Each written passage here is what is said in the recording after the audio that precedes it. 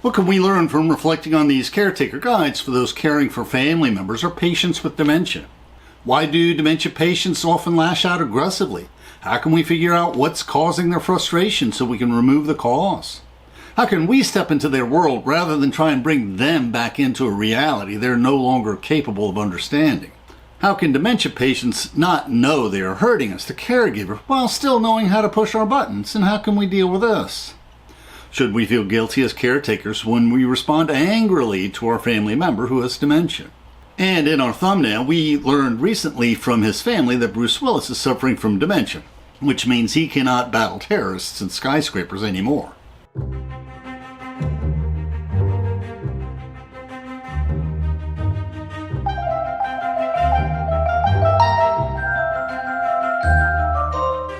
Please, we welcome interesting questions in the comments. Let us learn and reflect together. And we'll start off with a discussion of the sources we used for this video. Please feel free to follow along in the PowerPoint script we uploaded to SlideShare. What is my experience caring for Alzheimer's patients, and do I have any relatives who I cared for who suffered from dementia? My mother passed away from Lou Gehrig's disease, or ALS, and I helped care for her, assisted by home health aides while I was working. Now, this is also a neurological disease with some similarities to dementia, except that the part of the brain that is affected controls motor skills rather than cognition. ALS patients typically first stumble, then they lose the ability to walk, then they lose use of their arms, and then they have trouble breathing. But they rarely lose their mind and rarely suffer from pain. But I did have to face some of the caretaker issues that families with dementia patients face. So how did I become first aware of dementia? When I intervened as a condominium officer to stop the foreclosure of a destitute owner so he could be appointed a guardian by the court. And this guardian placed him in a compassionate lockdown facility for Alzheimer's patients, and then sold his units and paid his debts. Now, many in the community were fed up with his demented behavior. His only family was an estranged sister. That is all I know. Perhaps they were estranged for decades, but I just can't help but wonder. Did his demented behavior also drive her away? And we also learned that Charlton Heston suffered from dementia. On my channel, we review interesting books, and one of the most interesting books on dementia is by the widow of the famed country music singer, Glen Campbell. Kim was his fourth wife, and after resolving his drug and loneliness problems, she enjoyed about a decade of a truly happy marriage and home life. But then his behavior evolved as he fell victim to Alzheimer's, but he continued his concert tours until his dementia worsened, making touring impossible. When we reflect on his life before and after Alzheimer's, we also review the 10 early signs and symptoms of Alzheimer's, taken from the Alzheimer's website. This is a touching story. The last album Glen Campbell recorded included lyrics that explored how frustrating it was to live with Alzheimer's. They asked the doctor, should he embark on a last farewell tour? And the doctor encouraged him to tour as long as he was able. Keeping him active would slow down the progression of his dementia, and music often calms the dementia patient. Likewise, we reflected on the challenges faced by Rita Hayworth and Tony Bennett and their families as they slid into Alzheimer's. Rita Hayworth was an early onset patient. She displayed symptoms in her 50s, and her daughter was one of the original board members and fundraisers for the Alzheimer's Association. And Tony Bennett often sang duets with Lady Gaga, and they performed a final concert when his dementia was fairly advanced. Another interesting book we reviewed was Travelers to Unimaginable Lands, which has interesting case studies of both family caretakers and dementia patients. And this is a wonderful book to read if you're a caretaker and feel real guilty if sometimes you lose patience with your family members suffering from dementia, but who still senses how to push your buttons and irritate you. Also, we learned that Ronald Reagan, Margaret Thatcher, and Sean Connery, also known as James Bond, who drank his martinis shaken not stirred, all suffered from dementia in their later years. So if James Bond can come down with dementia, anybody can. We reviewed both the book plus the footnotes. One of the footnotes suggested the main book that we'll be reviewing today, Learning to Speak Alzheimer's. This book has many patient stories and many practical tips. We'll only give you a sampling. We recommend that you buy the book yourself. The copyright date is 2003, so some of the medical information is a bit dated, but the advice is timeless and will always be helpful. The author's husband had Alzheimer's. She was able to take care of him until he passed away. Then she earned the certifications to continue working with Alzheimer's patients for many years afterward, so she has both personal and clinical experience. The Dementia Caregiver Survival Guide is also helpful. The medical information is more valuable since it has a recent 2023 copyright, and it also has many useful suggestions, but it doesn't have as many case histories of patients. Alzheimer's and dementia are not synonyms. Only about 3/4 of dementia patients suffer from Alzheimer's, but there are other types of dementia as well. And a few of these other types are curable, so you should always ask a specialist for a diagnosis. You just cannot assume that someone with dementia has Alzheimer's, which has no cure presently. And what are the odds of developing dementia? An average of 7% of the people over 65 will suffer from dementia eventually.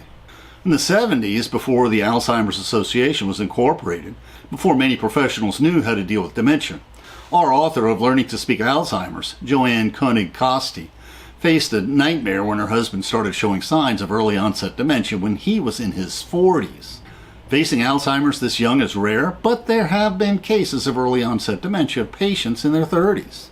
Her husband had his own business, but he was losing the ability to manage his business and his time profitably.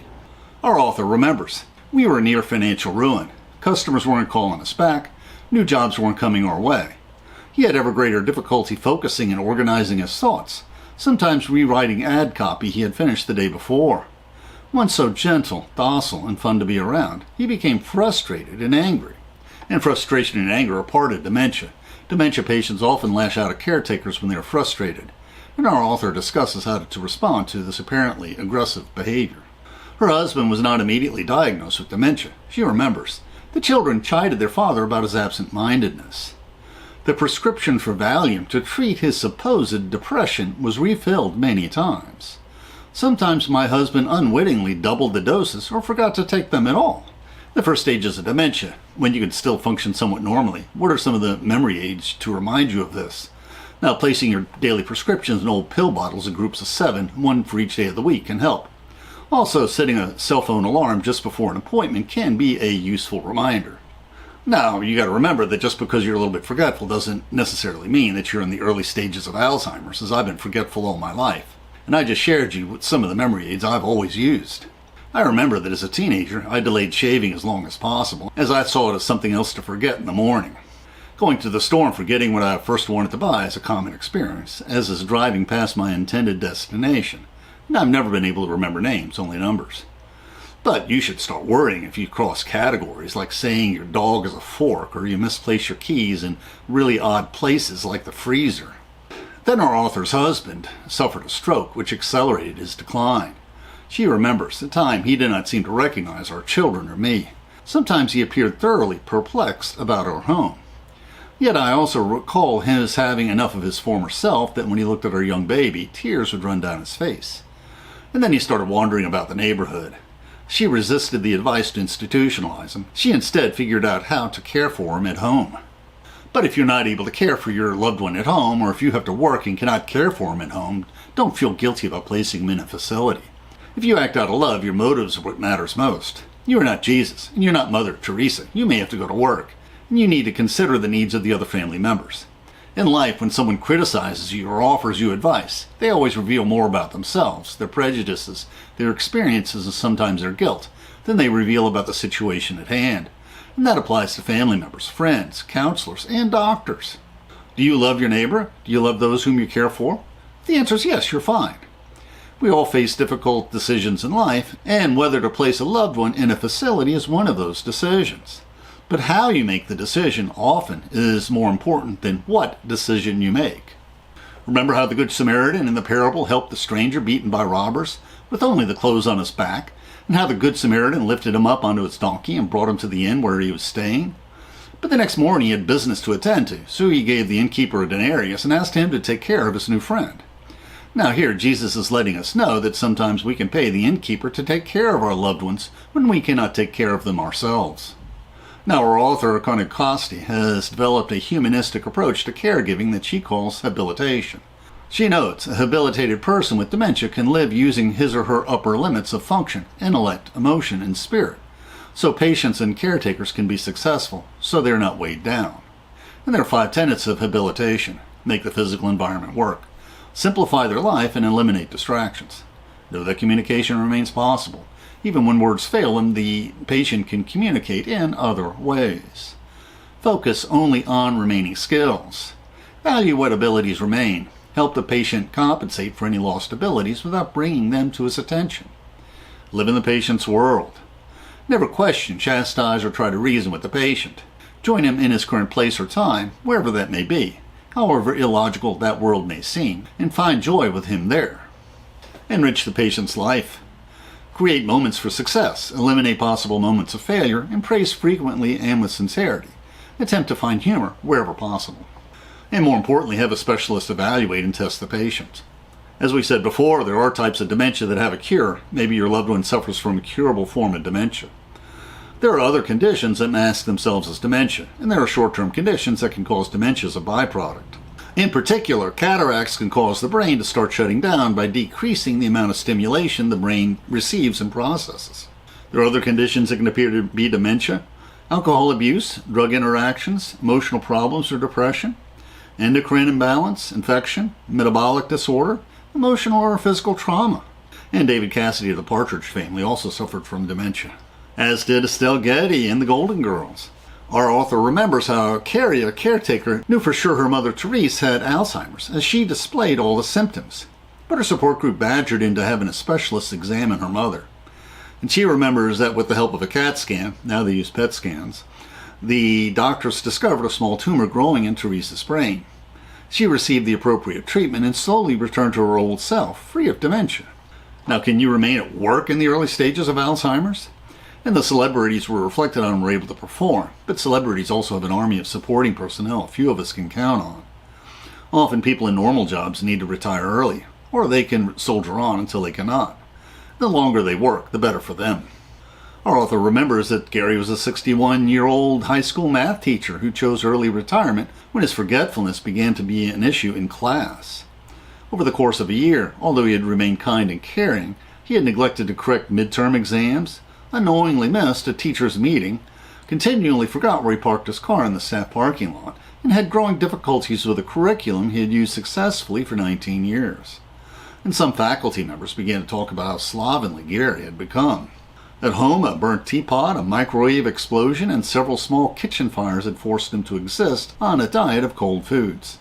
Now, this is an issue in our condo association, and our advice is if someone has dementia, flip off the circuit breaker to disconnect the stove so the patient doesn't burn down the building. Should the patient be driving? Our author has a checklist to help make that decision, as well as descriptions of the progress of dementia, which we reflected in the biography of Glenn Campbell as his dementia progressed. If the patient insists on driving when they should not, you can disconnect the battery. Most states can revoke the driver's license of someone who's suffering from dementia. Also, our author lists various behavioral changes in the various stages of Alzheimer's, and she discusses the need to have a care plan, taking into account the patient's physical, social, emotional, and spiritual needs. And she discusses the 6 domains: the physical domain, the functional domain, the social domain, the communication domain, the sensory domain, and the emotional domain. And that's your homework for you to read about the needs and these domains when you buy the book. Now, one facilitator at a dementia support group that I attended advised no carding, which means no correcting, no arguing, no rationalizing, no testing of the patient's memory. And what does the world look like from the patient's perspective? We must resist the temptation to discuss the patient in front of us in the third person as though he cannot understand us, especially when he can. Some patients are aware of their condition in the early stages. When Glenn Campbell was planning his final farewell tour, the question came up about what would happen if Glenn had said something embarrassing. And Glenn simply proclaimed, "Just tell him the gosh darn truth. Tell him I've got Alzheimer's. Then they will understand." Our author warns us, people with dementia resent being seen as deaf and dumb. Many of them will talk much less than they did before the diagnosis, and some will stop talking completely, fearful that they will make mistakes. Family members and friends are often put off by the patient's lack of interest in them, or sometimes by their rejection, or their totally bizarre behavior. And we can't blame them for their behavior, as those with dementia are guided by their immediate emotions. Our author reminds us, when visiting someone else's home, even a familiar one, the Alzheimer's patient may hallucinate, seeing or hearing something imaginary. Or they may have delusions. They might say, "I hear people are talking about me." Or they may be paranoid, and they might say, "You're stealing all my money. And where did you hide my keys?" And explaining will not help and may make the situation worse by increasing the patient's anxiety. So our author has another helpful checklist and reminds us that most of all that support groups for both the early stage patient and for the caregiver can be very beneficial. And you can find these support groups on the Alzheimer's Association website. Our author has an excellent example how it can be tricky to see the world from the patient's perspective. Once Judy and Paul were visiting in the lobby one late afternoon when Judy walked directly across the room to where one of the visitors was seated and shoved him squarely in the forehead and said, "Stop it." Now what was happening? The sun was shining right in her eyes from the window behind this unlucky and totally baffled visitor.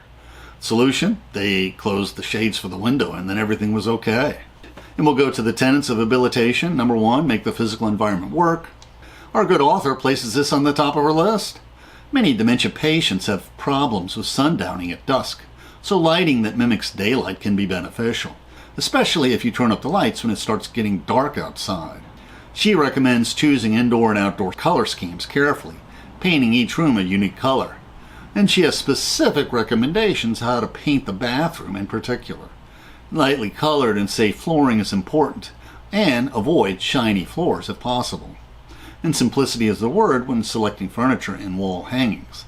And most importantly, she says, avoid mirrors. Now sometimes sturdy fish tanks will give them many hours of joy if they don't knock it over. Blaring televisions may be too much stimulation for someone with dementia. Stairs are a problem, and our author discusses all these items in depth with many other suggestions. Tenet 2, communication still remains possible, and our good author cautions us. In the early stage of dementia, speech problems range from occasional word-finding difficulties to a profound loss of language. Then the ability to process and store information declines. Clinicians agree that in the middle stage that a verbal casserole becomes common, with disconnected thoughts spoken aloud and invented words and sounds replacing real ones. In the final stage, speech all but disappears. But we must try to include the patient in conversations whenever possible. This may delay their decline. And Helen Reddy also suffered from dementia. Our good author experienced this loss of language. She remembers, "My husband used the word smish for sandwich. After a while, smish meant food, and then he would say smish whenever he was hungry. You may need to simplify your speech so they can understand you. The time will come when you need to try to communicate with gestures, kind, patient, coaxing gestures." Our good author has suggestions. Approach the person in a calm, gentle manner, and always from the front to foster trust. Set the stage with a speaking tone that reflects respect. Speak slowly in a slow tone, using simple sentences. The patient's hearing is not the problem, so raising your voice is not the answer. And be patient. The person with progressive dementia takes extra time to process information. Tenet 3, focus on remaining skills. Every discussion on dementia patients discusses how difficult it can be to coax them to take a bath or shower. Kim Campbell had fewer problems since her husband liked to take showers with her. Now, long discussions on why they should take baths or showers won't do any good. Our author describes one case when a caseworker had better luck when she kept the patient bundled and warm until they got him into a shower. And if the clothes got wet, that's okay. It's far less difficult to dry the wraps than coax a cold patient into the bath. And she also suggests, again, taking the mirror out of the bathroom as it spooks some patients. Dressing can be another challenge. Our good author remembers that sometimes sweatpants are best, as buttons, zippers, and snaps can be problematic. And many caretakers lay out the clothes for the patient if they can still dress themselves. Some patients want to undress themselves at inappropriate times, so maybe a one-piece jumpsuit with a zipper in the back is a solution. They want to wear the same thing over and over, maybe buy many identical outlooks that they like. Sometimes getting the patient to eat enough is challenging. You need to make sure they drink enough also. Make sure their dentures fit. Make sure they don't have aching teeth. Going to the bathroom sometimes is also a problem. Perhaps having a male patient urinate in the backyard will help if you have enough privacy. Perhaps put a commode by the bed and make sure the path is lit towards the bathroom at night. Now, I remember once when my favorite youngest daughter was young. We went to the mall to ride all the escalators and elevators. And she was so distracted she forgot she had to go to the bathroom and was quite embarrassed. And likewise, sometimes you need to occasionally remind your loved one with dementia to use the restroom. They may forget. Sleeping is often a problem. Often patients with progressive dementia only sleep 6 hours a night. Sometimes day and night become intertwined. Our author advises us that if sleep habits change, we should assess whether these disturbances are linked to physical, medical, or emotional events rather than to the condition. The patient may be getting a cold or a flu, he may need to go to the bathroom, or desire to open a window. One patient slept better if she didn't watch the news before she went to bed. The politicians and the cacophony were causing her nightmares. And our good author has many other suggestions, many helpful checklists, of course. So, again, you need to buy the book. Number 4, Our Patient's World, Behavioral Changes. Our good author begins this chapter with a warning. Never question, chastise, or try to reason with the patient. Join him in his current place or time, no matter when or where that may be, and find joy with him there. If he thinks he is talking to you for the very first time, always say that it is so pleasant to meet him. Our good author has good advice. When a patient's behavior seems to be changing, check out his basic physical comfort. Is he thirsty? Is he hungry? Does he have to go to the bathroom? Is he too hot or cold? Is he over-medicated? Do hearing aids or eyeglasses need to be checked? Does he need to talk to someone about what is happening to him? If he is out of sorts, cranky, agitated, or aggressive, start checking. Is he constipated? Does he have arthritic pain, a sore throat, earache, headache, or bellyache? Is he catching a cold? Is he feeling well? Often patients with dementia display aggressive behavior, and this can be challenging. Our author has a case study where Carolyn, a patient home health aide, was able to keep her cool and handle some apparently aggressive behavior. Not wanting to disturb the patient, who was absorbed in watching the birds in the window, the aide walked behind Jean and put her lunch on the table. Jean became angry and threw the soup in the aide's face. "Get out of my house," Jean screamed. "Get out now, right now, or I'll call the police." And the author explains that this is what is known by clinicians as a catastrophic reaction. And the author explains, Carolyn did leave. She sat in her car for a few moments, wiped off her soup-spattered face, removed her sweater, and returned, this time to the back door. She knocked gently, and when Jean answered, Carolyn took a deep breath, smiled, and said, "Hello, I'm Carolyn. I've come to do some chores for you. Where do I begin?" "Come on in," Jean said. "Would you like to have a cup of tea with me?" And the author explains that this might not have happened had she approached her from the front rather than the rear. But in reality, you may never know what would set Jean off. The author recommends keeping a behavior log, noting the activity, mood, and times of day, and any distractions present, noting odors, sights, and sounds. Some patients have problems with sundowning, showing challenging behavior at dusk. She suggests that filling this time with some pleasurable activity may help.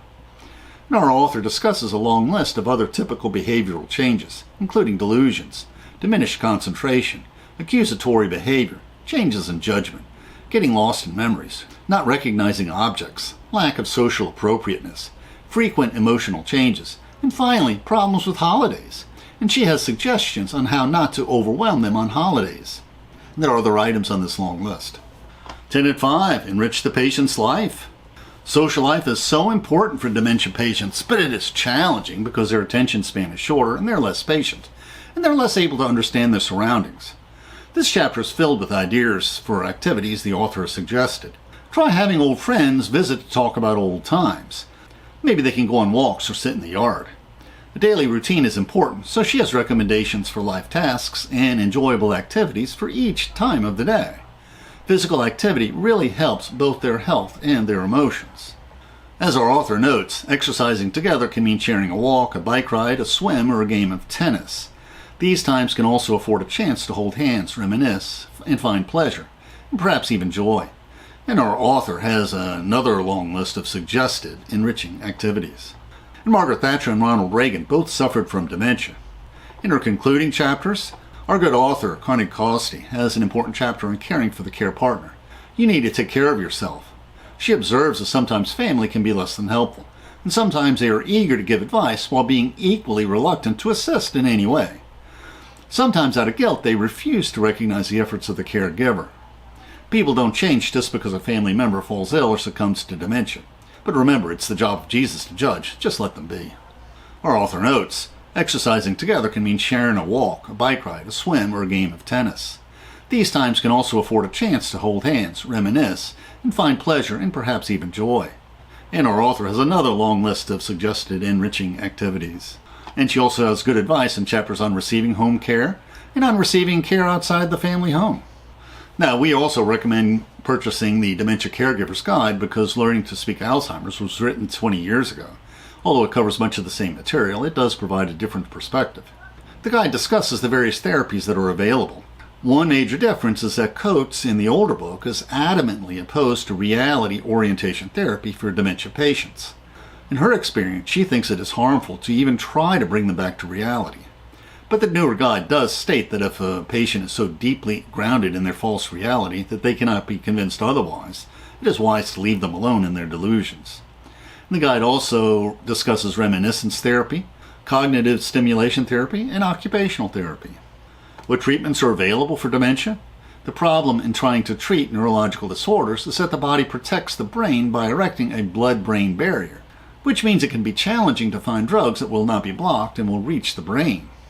Injecting the drugs into the bloodstream rather than swallowing medications helps somewhat. The drug that has been recently approved for Alzheimer's that has so much enthusiasm surrounding it has problematic side effects. It often causes swelling and bleeding in certain brain areas, causing other side effects like headaches, nausea, vision challenges, or confusion. And there are also other drugs with potentially awful side effects for dementia. Another problem with all of these drugs is they never repair the damage already done by dementia. They can only delay further deterioration. And as before, there is a type of dementia that is curable. And this guide also has the same type of lists and steps of disease progression. And the guide also discusses the various types of dementia, and we will save this discussion for a later blog and video. What lifestyle changes can we implement to prevent dementia? Mainly the big three, some say 4 magical cures for most conditions: diet, exercise, plenty of sleep, and an active social life. What is the most important factor for preventing dementia and also for dementia patients? Some doctors say diet, and especially dementia patients can be sensitive to certain types of food. One healthy diet to lower cholesterol and triglycerides, and some say blood pressure, is the DASH diet that I'm familiar with. And of course, you should have input from your doctor or dietitian before you decide on a diet, either for you or for your dementia patient. Other doctors say exercise is more important: light or moderate exercise for dementia patients, and more vigorous exercise for those who are healthy. And why would exercise be more important than diet? The brain is hungry for oxygen. It consumes about a quarter of the oxygen we breathe. And exercise feeds the brain of this precious healing oxygen. And adequate sleep is also very important, as is social life. We're also investigating whether the police are being trained on how to deal with the elderly who may be showing signs of dementia. This is challenging. Anyone over 70 or even 60 who has anger issues, or is making sexually inappropriate comments or actions, or has not been paying their bills, may be suffering from dementia. And this might even be true if the person has a history of these issues, as dementia often worsens or undesirable personality traits. And there may not be any clear indications of dementia if our dealings with them are cursory. Now, many police departments, particularly in my state, Florida, have CIT police training programs through NAMI, which cover mental illnesses. But currently, typically these only cover autism, drug abuse issues, and mental issues with younger offenders. But we do know that there are discussions between the Alzheimer's Association, NAMI, and the police departments locally to address this training issue, and perhaps nationally as well. This video reviews several Atlantic articles discussing the police CIT training and awareness on mental illness, particularly in Miami, Florida, and in Texas, and how the Miami-Dade judicial system has addressed mental illness. And we're also planning a video on Oliver Sacks' famous study on the man who mistook his wife for a hat, and other clinical tales. This covers patients with all sorts of neurological issues, including dementia. The YouTube description includes a link to our PowerPoint script that we uploaded to SlideShare and also our blog.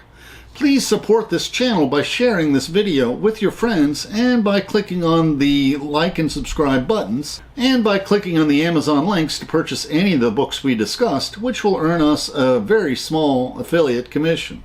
And please consider becoming a patron of our channel. Plus, we will host special discussion groups for our patrons. Plus, you can click on the Meetup or small M icon to participate in our online discussions, where we practice our future YouTube scripts. And please click on the links for other videos that will broaden your knowledge and improve your soul.